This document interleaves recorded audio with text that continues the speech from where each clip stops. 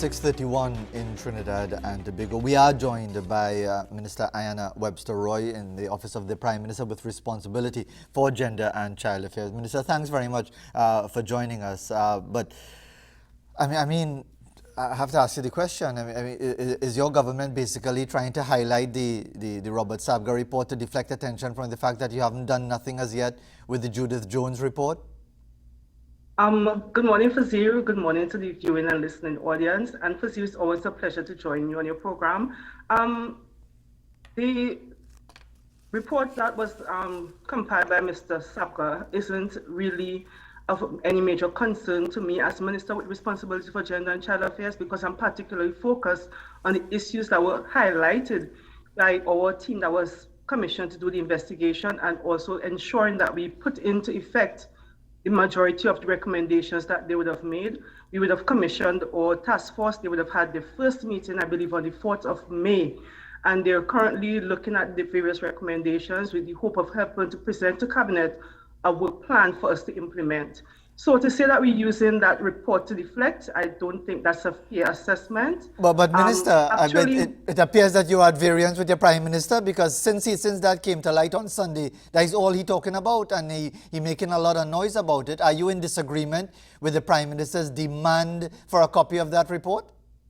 I am not in disagreement with his demand for a copy of that report, and I understand why the Prime Minister is paying particular attention to it, because if that particular report would have been made available not only to the various ministries that would have been responsible for gender and child affairs over the years, but made available to the public, then we'd have been able to act and to ensure that we put measures in place to improve the child care protection system. And people are referencing that report. That would have been done 25 years ago, 1997, I believe. I was a child in high school. Since becoming a minister in 2015, we have taken measures to improve the child care protection system in Trinidad and Tobago. Is it perfect? No. Is there work to be done still? Yes. But we would have made significant inroads and advancement in improving the child care protection system. So, Honourable Prime Minister, I mean, anybody who's a parent who cares about children would understandably be frustrated that such damning information would have been kept in the dark, and children would have been continued to be taken advantage of over the years. But in terms of our priority right now is to ensure that our task force carries out the work that we commission them to do, so that we put the measures in place to improve the system. I remember when I spoke with the chairman of our task force before she commenced the investigation, I said to her, dig deep. I said, do your work. I said, it doesn't matter what you unearth. If it makes me look bad, if it makes us look bad, what we want to do at the end of the day is to fix the problems, improve it so that no other child in Trinidad and Tobago would have to suffer. And that is why we have laid it in the public domain, into the Parliament, because we are an open, transparent, and honest government, Fazeer. Minister, the only way I could phrase it is to ask if, based on that Judith Jones report, which was handed to the Cabinet, you could correct me if I'm wrong, December 2021, right? No, it was not handed to the Cabinet in December 2021. The ministry, the minister, Prime Minister, that's me, and the ministry would have received it in December. I would have had the opportunity to review the report along with my technical team. We would have then asked the Children's Authority through the board to look at the report and to present a work plan to us in terms of addressing some of the shortcomings identified in the report pertaining to the Children's Authority. When I received that information from the Children's Authority, we would have then done a note to the Cabinet, presenting to the Cabinet the report with the information, giving my colleagues the opportunity, because it calls for an all-of-government approach to resolving the issues, giving my colleagues the opportunity to review the report, and then Cabinet took a decision. After we'd have reviewed the report, we'd have forwarded to the Office of the Attorney General, because there were specific recommendations in terms of having legislative work done. We took a decision to lay it in the public domain through the Parliament, so that all of Trinidad and Tobago sees what was unearthed and what we intend to do. Okay, Minister. Sorry to interrupt you, but I just want to clarify something as well. And I appreciate you giving us the timeline, because we understand that there has to be a process as well. Don't get me wrong. But how would you feel if you had a child in one of these environments and that you found out that this was in your hands in December of last year, and that child is still in that vulnerable environment 5 months later, how would you feel? And firstly, that is the thing. When we received the report and we would have reviewed it, I am sure that at no time the Children's Authority would have known of any child being in a situation of imminent danger and leaving that child in that situation. But do you know that as a fact? Despite the fact that it is not a perfect institution, I can assure you, at the end of the day, when we operate, what we put at our center for business is the best interest of the child. Some persons have been saying, oh, you have facilities operating that are not licensed. But having information in terms of why some of them aren't licensed, Fazeer, and understanding from the authority the measures that they have been taking to help to work alongside those facilities so that they become licensed, Fazeer. As a mother, yes, I might have been a bit concerned that a report would have been in the hands of the government for 5 months, but within that 5 months, Fazeer, action was being taken. The fact that we didn't put it in public domain doesn't mean that we did nothing. Remember, I said to you, we would have given the Children's Authority the opportunity to review the report, put action plan in place in terms of what they need to strengthen. That information would have also gone towards the cabinet with Fazeer, so other agencies, so for example, the Office of the Attorney General would have been able to review it, as well as we would have taken immediate action to implement the recommendations that would have come from the Gender and Child Affairs Division in terms of establishing a task force to ensure that the recommendations are fully examined and then a work plan put in place to implement the measures to improve the system. Okay, Minister, but we had the former chairman of the Children's Authority live on our set a couple of weeks ago explaining the frustrations that he experienced as chairman, the fact that there were square pegs and round holes in the Children's Authority, and indeed this study that has been done and the recommendations therefrom would be nothing new because that was done internally and nothing was done about it. So how can we repose any faith or trust in what you are telling us now? Now, it is quite interesting the chairman would have said that, because as the chairman, he would have been leading the board and ultimately leading the authority and had the responsibility to ensure that they would have performed the task that we would have assigned them to do. Because if I can remember clearly, the only thing that the chairman then would have been constantly advocating for would have been to be made an executive director. However, from my perspective at the ministry level, my perspective has always been, let us ensure we have the ground troops, the first responders that we would require to be out there in the trenches, working alongside, doing the investigation. Let's focus on building our capacity there so that we get the necessary response in terms of protecting our nation's children. And given all of those situations, you know, Minister, the way I like to look at things is that I hear what you're saying about things being done and things being put in place and systems being strengthened and agencies being dealt with. For me, what matters is the end result. It's, for example, if I could use a sporting analogy, if I say that, for example, Trinidad and Tobago's cricketers are getting ready for action this morning, they're well trained, they're well prepared. If they lose badly, they lose badly. So that they have to account for that. So what I'm saying all of that to ask you, are we in a position right now where you could say with confidence, Minister, that children are not in harm's way in our children's home environment in Trinidad and Tobago? Fazeer, I cannot put my head in a block for any individual, but I can tell you that we would have put measures in place to ensure that the instances of abuse are greatly reduced. Children now have the opportunity to speak up and speak out. And that is the thing. Firstly, over the years, when I visited some of the institutions, children would whisper things to me. And I've played Nancy Drew for so long. But then sometimes when you ask them, okay, do you want to take this to the police? You don't often get the cooperation. I remember there was a particular incident that would have happened before I became minister. And when I came to Gender and Child Affairs, we tried to action it. And my peers, her frustration then, having gone to encourage some boys to testify because we wanted to bring the perpetrators before the court, asking those boys, give your evidence. One did not turn up in the court. One went and said it but why never would happened. the minister think And I was really hurt because Minister, in that particular incident, Fazeer, yeah. a child was severely injured. So to me now, we have a system in place where children are able to now speak up freely.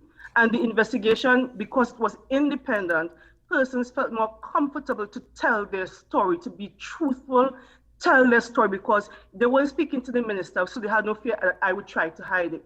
They weren't speaking to somebody at a home, they were speaking to independent persons who had the best interests, so they were able to share their stories. And now we have the ability to hold persons accountable. I've said from day one, you know, every time I come to your program, I often say that individuals must make a commitment to do better and be better. We could put laws into place.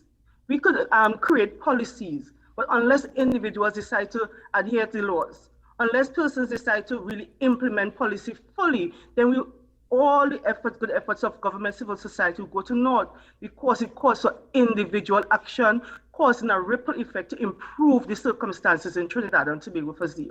But Minister, I was trying to intervene to say, well, is it that's okay? Is it fair to expect vulnerable children, teenagers, to want to come forward and volunteer information when they are in an environment where they are being abused? Because obviously they're going to be fearing a retribution right after they come back in the home.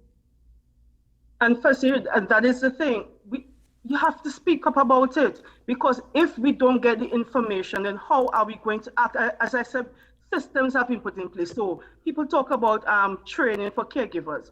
Over the years, we would have developed a training program in collaboration with the Trinidad and Tobago Nursing Association, where we would have trained a number of persons, preparing them for employment within our community residences, children homes. Over the years, Fazeer, we would have done intervention at those facilities where we have identified children at risk. Some were moved around. But Fazeer, you must remember, it was under our administration that the St. Michael's home was closed, when we recognized the constant reports coming in to the ministry, when even the church decided that they wanted out of the arrangement because of what was being said in the public domain, what the church, the Anglican church was observing, we closed that facility. And that wasn't the only facility that was closed. Over the period, the Children's Authority, some organizations would have voluntarily closed their doors after we'd have put the regulations in place, and they recognized that they would not be able to fully meet the mandate given the regulations. Some of them, the Children's Authority did not give a license to. But there are some facilities, the Children's Authority, even though they're not licensed, would have indicated to the Gender and Child Affairs Division that we are willing to work alongside these facilities to ensure we bring them up to the standards and the code. And the Gender and Child Affairs Division in the past would have made available funds to help some of those institutions to meet some of the challenges, so addressing some of the physical infrastructure needs, some of these staffing needs. And that is why our caregiver training program came up, when we recognized that we had in some instances, as the former chairman said, square pegs in round hole, under the SASC arrangement, where somebody could be working at this zoo and then they place them at a children's home a week after because they promoted. That doesn't work. We need persons with the right ability, the right attitude, the right skills, the right training in our institutions to ensure that they properly carry out the mandate of ensuring the care, safety, and protection of our vulnerable children who are placed in the care of the state. Minister, you talked about the unlicensed home. The Margaret Kisto home has come up quite regularly. Is that some PNM supporting group or something that you all are protecting the Margaret Kisto home and not shutting it down? I don't know of any home that is a PNM supporting group, Fazeer. When I became minister, I was introduced to a suite of homes that were operating voluntarily over the years to support children who, by virtue of them either becoming orphans or being removed from their homes for whatever reason, those organizations, through charitable acts, would have been providing for their care and their well-being. The Margaret Kisto home would have come up, yes, in the report, and yes, mentions of it over the years in the media. However, the reports I have received from the Children's Authority would have consistently indicated that the authority was willing to work alongside the home to ensure that it gets to the stage of being licensed. If there's a decision to delicense or to close the institution, I trust the authority will take the necessary action to do whatever is required to ensure that our children remain the center of our business. And before we conclude, and we do appreciate the fact that you were still able to join us for a few minutes, for what we hope maybe at another time we'll have a longer discussion on this issue. Have you ever been approached by anyone in the power structure of government, or maybe any judicial officer or whatever, to basically tell you to look the other way, to not prosecute this matter, to not go after this situation because some high-powered he or she has been busy abusing children? Never, Fazeer. And people who know me know that they could never, ever come to this Ayanna Webster-Roy with any proposition like that. Fazeer, I hate injustice. I care deeply about children. And firstly, what is more important to me, apart from ensuring I do my work well, is maintaining my integrity. So no officer, no party person would ever consider approaching me to do something like that. Because then is when I would dig my heels in to investigate, to understand what is really happening. And finally, before we conclude, because we just have about 60 seconds left, because as you said, and whether we agree or disagree, there's a process to actioning the Judith Jones report. When can we see either homes being closed or children being removed from vulnerable situations if it's not happening already? Because the task force has been given 6 weeks to present to the cabinet the action plan to implement the recommendations. But firstly, I wish to reassure the public that even without the task force, the Children's Authority would have already commenced a review of the organization and looking to see how they could improve systems. Firstly, I want to assure the public, I don't think that the authority at any time would deliberately keep a child in a dangerous situation. Our mandate or mantra or philosophy is to operate in the best interest of the child. We have over 300 children in care, last report I received. And we have often tried to ensure that if it is that we could push the idea, and I was said that on your program before, foster care, kinship care, adoption. The best place for a child is not within an institution, but in loving, stable homes. And that is an area that we're going to focus on, to improve placement, where it's in a community setting, within families, or through the adoption and foster care system for zero. Minister, we want to thank you very much indeed, and let's hope that at an appropriate time we can develop this conversation even further. Thank you very much once again. Thank you for having me. You're more than welcome, Minister Ayanna Webster-Roy, in the Office of the Prime Minister with responsibility for gender and child affairs. When we come back, and time is going by so very quickly, we link up with a representative of Tutor to give us their perspective on the school's environment now in relation to all that is in the public domain. We'll be right back.